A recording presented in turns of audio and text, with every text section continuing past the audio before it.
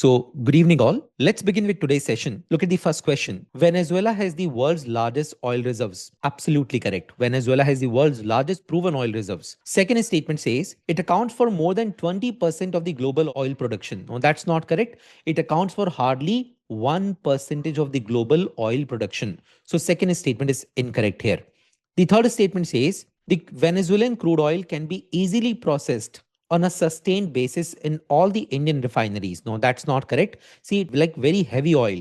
And this heavy oil can only be tackled by those refineries having the number 10 in the Nelson Sensitivity Index. Last day we talked about this. Nelson sensitivity index तो वो refineries जिनके पास में जो number है वो 10 and above है, सिर्फ ऐसी रिफाइनरीज इस तरह के क्रूड ऑयल को प्रोसेस कर सकती हैं, नॉट बिलो देन दैट. याद होगा आपको नेल्सन सेंसिटिविटी इंडेक्स में हमने 1 से 20 नंबर्स की बात की थी. यहाँ पे 1 से 20 तक का नंबर होता है और वेनेजुएला का जो ऑयल है वो काफी ज्यादा हैवी है, तो इस तरह के हैवी ऑयल को प्रोसेस करने की कैपेसिटी सिर्फ और सिर्फ 10 एंड अबव नंबर की रिफाइनरीज में होती हैं और इस तरह की रिफाइनरीज भारत में सिर्फ 7 अवेलेबल हैं. Right? So, how many of these statements given above is oblique are correct? So, correct answer would be only one. Right? So, look at this one. Why we picked up this question. Venezuelan crude oil is heavy and extra heavy, requiring highly complex refineries. Not all the Indian refineries can process it easily or on a sustained basis. Now, let's move on to the next question. Question number 2. With reference to stingless bees, consider the following statements. The first statement says they are found in tropical regions across the world. Absolutely correct. In fact, they are also found in the India and Western Ghats. Second statement says honey of the stingless bees used as medicine to treat different types of illnesses. Absolutely correct. जैसे respiratory diseases हैं, inflammatory diseases हैं, इनको tackle करने के लिए, इनको handle करने के लिए इस तरह के हनी का इस्तेमाल होता है. Third statement is the highest number of stingless bees in the world is found in the Western Ghats. No, that's not correct. Highest number is found in the Amazon rainforest and in the Southern American region, not in India. So how many of the above statements given above is oblique are correct? So correct answer would be only 2, B for Bombay. Now look at the reason why we picked up this question. So recently an article was published in the Indian Express. It says that Amazon's stingless bees become the first insect to be granted legal rights. It was done by Peru, right? So Peru is situated in Southern American continent. तो यहाँ पे इसको legal rights मिल गए इस insect को. And in recent years, the insect has been facing threats from the climate change, forest fires and deforestation. तो कहीं ना कहीं जो legal production मिला है इससे stingless bees के conservation उनके production में help मिलेगी, right? Now let's move on to the next question. So the Reserve Bank of India supports the Indian rupee through first one is selling and buying foreign currency. Absolutely correct. See, Reserve Bank of India maintains the forex reserves, which has 4 components. The first one is the foreign currency assets, right? Foreign currency assets in terms of dollars. क्यों? क्योंकि dollar जो है वो ज्यादा popular और ज्यादा stable currency है, ज्यादा डिमांड में है. Second one is gold and third one is SDR special drawing rights and last one में reserve positions with the IMF. See what happens, एक बड़ा सिंपल सा कॉन्सेप्ट है, the greater the availability the lesser the value. तो जो चीज बहुत easily available होगी उसकी वैल्यू बहुत कम हो जाएगी. सिमिलरली अब आपने देखा होगा कि इंडियन नेशनल रुपी का जो वैल्यू है वो अभी इस समय 90 रुपीज टू 91 के आसपास में ट्रेड कर रहा है. हिस्टोरिकली लो लेवल पे है अगेंस्ट डॉलर्स. अब ऐसी सिचुएशन में व्हाट आरबीआई डज कि आरबीआई क्या करेगा कि डॉलर्स को ओपन मार्केट में सेल करेगा. अब क्योंकि आरबीआई अगर यहाँ पे अगर ओपन मार्केट में सेल करे डॉलर्स को तो इससे क्या होगा कि डॉलर की अवेलेबिलिटी बढ़ जाएगी. अवेलेबिलिटी बढ़ने से उसकी कीमत जो है थोड़ी सी रिड्यूस हो जाएगी अगेंस्ट द इंडियन नेशनल रुपी. तो this is how RBI manages the value of Indian national rupee. So first statement is absolutely correct. अब ये सब कहाँ से होगा? By managing the forex reserves. This is equally correct. Third statement is permitting investments in corporate bonds and commercial papers from the balances in the special rupee wash through accounts. देखिए special रुपी wash through accounts जो हैं ये particularly NRIs के लिए open किए गए हैं. अब जैसे एनआरआईज जो है उनके पास में सरप्लस कैश है, इस सरप्लस कैश का इस्तेमाल ये इंडियन सिक्योरिटीज में इन्वेस्टमेंट्स के लिए कर सकते हैं जैसे इक्विटी में. तो अब बेसिकली व्हाट हैपेंस कि यहाँ आरबीआई ने जो फॉरेन बैंक है उनको इजाजत दे दी है कि आप एनआरआईज के लिए इस तरह के बैंक्स को आप स्टैब्लिश करिए. यहाँ पे जो ट्रेडिंग होगी वो सिर्फ इंडियन नेशनल रुपी में होगी. तो एनआरआईज जो भी सिक्योरिटीज परचेज करेंगे, सेल करेंगे, मतलब जो भी ट्रांजेक्शन होंगे ये सब किस में होंगे? ये सब इंडियन नेशनल करेंसी में होंगे, इंडियन नेशनल रुपी में होंगे, और किस तरह के बैंक से, किस तरह के अकाउंट से होंगे, ये स्पेशल रुपी वॉच थ्रू अकाउंट्स के थ्रू होंगे. I hope you guys understood. So select the correct answer using the code given below. Correct answer would be D for Delhi 1, 2 and 3, right? And see why we picked up this question. Rupee hits the record low 90. In fact, इसके beyond जा चुका है. आगे move करेंगे हम. So question number 4. Convertibility of the rupee implies the freely permitting the conversion of rupee to the other currencies and vice versa. देखिए balance of payment में we have two accounts, current account, right? And then the capital account. India में current account convertibility of rupee जो है that is allowed, means आप Indian national rupee को किसी foreign currency में convert कर सकते हैं एंड वाइस वर्सा. लेकिन कैपिटल अकाउंट में फुल कन्वर्टेबिलिटी जो है that is not allowed. Only partial convertibility जो है दैट इज अलाउड, राइट? जैसे अगर आप इंडिया में किसी भी सेक्टर में इन्वेस्टमेंट करना चाहें और अगर आप एक फॉरेन प्लेयर हैं तो आप नहीं कर सकते हैं. जैसे एग्जांपल के लिए अगर हम प्रिंट मीडिया की बात करें तो प्रिंट मीडिया में जो फॉरेन डायरेक्ट इन्वेस्टमेंट है वो कितना है, दैट इज ओनली 26%. अब एफडीआई के दो रूट्स होते हैं. पहला तो है दी ऑटोमेटिव रूट और दूसरा होता है गवर्नमेंट अप्रूवल रूट. तो ऑटोमेटिव रूट में गवर्नमेंट की परमिशन की रिक्वायरमेंट नहीं है, लेकिन यहां गवर्नमेंट अप्रूवल रूट में प्रायर अप्रूवल की रिक्वायरमेंट होती है, राइट? जैसे डिफेंस सेक्टर की बात करते हैं तो डिफेंस सेक्टर में 74% FDI is allowed, where in the manufacturing sector, और ये ऑटोमेटिव रूट के थ्रू है. अगर 100% एफडीआई अगर आपने इन्वेस्टमेंट करना है सो 100% एफडीआई भी अलाउड है, but that is through the government approval route, right? Now let's move on to the next question. ये प्रीवियस ईयर का क्वेश्चन है, 2015 में आया था, and I have already told you कि इंडिया में current account convertibility that is allowed but not the complete capital account convertibility, right? Now let's move on to the next question. With reference to deposit insurance, consider the following statements. First statement says the insurance cover of rupees 5 lakh per depositor is for all the accounts held by the depositor in all the branches of the insured bank. See, there is a very famous say that never keep all your eggs in the same basket. Why? If something goes wrong, you would be losing all the eggs.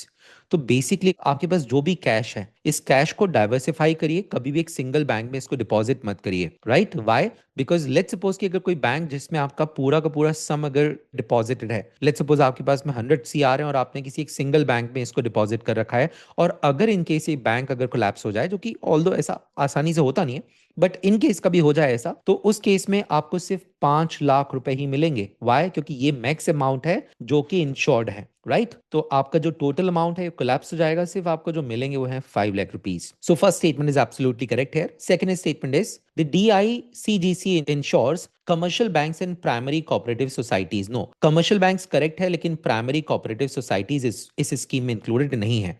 So which of these statements given above is oblique are correct? So correct answer would be A for Ahmedabad. Only one statement is correct here, right? Why we picked up this question? There is a strong reason. Recently an article was published in the Hindu. It says that RBI board approves risk-based deposit insurance framework for the banks.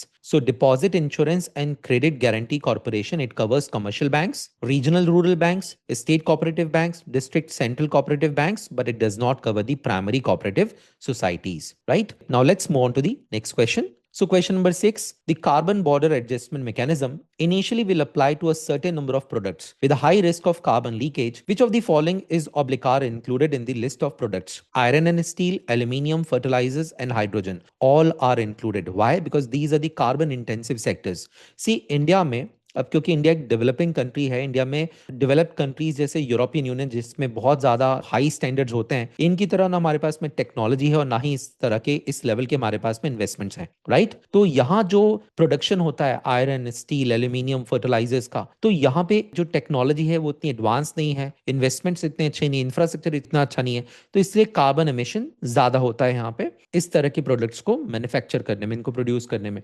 So carbon border adjustment mechanism जो है that is a mechanism introduced by the European union, और ये इस तरह के सभी products पे tax levy करेगा जहां पे कार्बन एमिशन जो है एक परमिसिबल लिमिट के बियॉन्ड हो रहा है. तो अब यहाँ पे इंडिया के केस में ये तमाम सेक्टर्स जो हैं वो बैडली हिट होंगे, and this mechanism is to be fully implemented by the end of 2026. तो इन सभी सेक्टर्स को इसमें शामिल किया गया है. D for Delhi would be the correct answer, right? तो इंडिया ने इसके अगेंस्ट में प्रोटेस्ट किया है और ऑपोजिशन इसको क्रिटिसाइज कर रहा है. You can see here Jairam Ramesh हैं, the former minister of environment environment and forest, right, UPA के समय पे थे। चलिए, now let's move on to the next question. Question number 7, with reference to monitoring system for the tigers intensive protection and ecological status, consider the following statements. The first one says it was launched by NTCA, National Tiger Conservation Authority, in collaboration with the Wildlife Institute of India in 2010. Absolutely correct. Second statement says it uses technologies such as GPS and GPRS and remote sensing for the field data collection and analysis.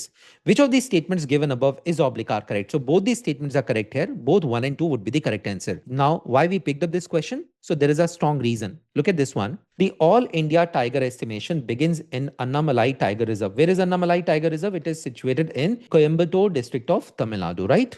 So it was in news recently. Now look at the next question. Which of the following are regarded as the main features of the rule of law? See, rule of law is an important component of the basic structure doctrine, right? अब rule of law जो है it was this concept was derived by A V Dicey. A V Dicey जो है वो एक British political philosopher हैं। अब as पर this concept rule of law में तीन मेन कंपोनेंट्स हैं। सबसे पहले तो है limitation of powers, means the concept of limited government. Clear, means no one is over and above the law of the land, neither the government nor the citizens. Clear, so no one is above the law of the land. तो supremacy of law, right, किसकी supremacy है? Supremacy of law. Second thing is the equality before law. The third one is the liberty and the civil rights. See, liberty and civil rights. अब liberty and civil rights को India में या किसी भी country में protect करने का काम किसका है? जुडिशरी का काम है। अब अगर जुडिशरी इंडिपेंडेंट नहीं होगी तो क्या ये पॉसिबल हो सकता है? The answer is no. तो अल्टीमेटली जो थर्ड कॉन्सेप्ट है वो एक इंडिपेंडेंट जुडिशरी के बारे में बात कर रहा है, राइट? सो यहाँ पे करेक्ट आंसर क्या होगा? 1, 2 and 4। Third one is incorrect here. It is highly irrelevant. People's responsibility to the government. No, that's highly irrelevant. तो correct answer क्या हो जाएगा यहाँ पे? 1, 2 and 4 would be the correct answer. ये यूपीएससी का प्रीवियस ईयर का क्वेश्चन था ये, आई गेस 2015 में आया था ये, right? So AV Dicey's rule of law theory from his 1885 book, The Law and the Constitution, it posits that government power should be limited by law, not arbitrary will, resting on three core principles. So, supremacy of law, equality before law, and predominance of the legal spirit. Now, let's move on to the next question. So, look at the next question, question number 9. With reference to Mayon volcano, consider the following statements. The first one is, it is an active stratovolcano located in the Luzon Island of Philippines. Absolutely correct. Second statement is, it forms the part of the Pacific Ring of Fire, which is highly volatile in nature. Again correct. Third statement is, it is the Philippines' most active volcano. Again correct. It is called the world's most perfect volcanic cone due to the symmetry of its shape. Again correct. So question is, which of these statements given above is oblique are correct? So all these statements are correct here. C for Calcutta, 1, 2, 3 and 4, all these statements are correct here. Right? Why we picked up this question? There is a strong reason. Recently, the government of Philippines evacuated more than 3,000 people. Why? Because this volcano erupted. Clear? Next question. So, दोस्तों, it is going to be the last question of today's session. Which of the following countries is not a part of the Weimar Triangle? See, Weimar Triangle में all countries are included here except Italy. So Italy is odd man out. France, Germany, and Poland, all the countries are the part of the Weimar Triangle. Right? Look at the map first. Why we picked up this question. So first of all, this is the Weimar Triangle, France, then Germany, and then Poland. Clear? So recently Poland and these countries, Germany and France, so Weimar countries, they supported India against the Americans' hegemony. अब America ने यहाँ पे threat दिया है Donald Trump ने that Donald Trump may slap 500% tariffs on the Russian oil purchased by India. Right? तो इसके against में यहाँ पे कंट्रीज इंडिया को सपोर्ट कर रही हैं. So look at this one, why we picked up this MCQ. So first of all, Weimar Triangle is a regional political grouping of France, Germany, and Poland. Italy is not a member, and this grouping was set up in 1991. So look at this one. Poland backs India amid Donald Trump's tariff threat over Russian oil imports. Right? So this was the reason we picked up this question. I hope you guys like this session. उम्मीद करता हूं कि आप सभी ये sessions like कर रहे हैं. So please like and subscribe and कोशिश करिए कि ये सेशंस जो है वो आपके साथियों तक, आपके कंपेनियंस तक के पहुंचे, वो सभी साथी जो सिविल सर्विसेज की तैयारी कर रहे हैं. I am pretty sure about this that these sessions are going to be immensely helpful for all the civil services aspirants. I am telling you, जब एग्जाम खत्म होगा आप सभी मुझे कमेंट बॉक्स में आके जरूर बताइएगा कि आपका एग्जाम कैसा गया और क्या ये सेशंस आपके लिए हेल्पफुल थे या नहीं. चलिए मिलेंगे अपने नेक्स्ट सेशन में. बाय बाय, टेक केयर, जय हिंद.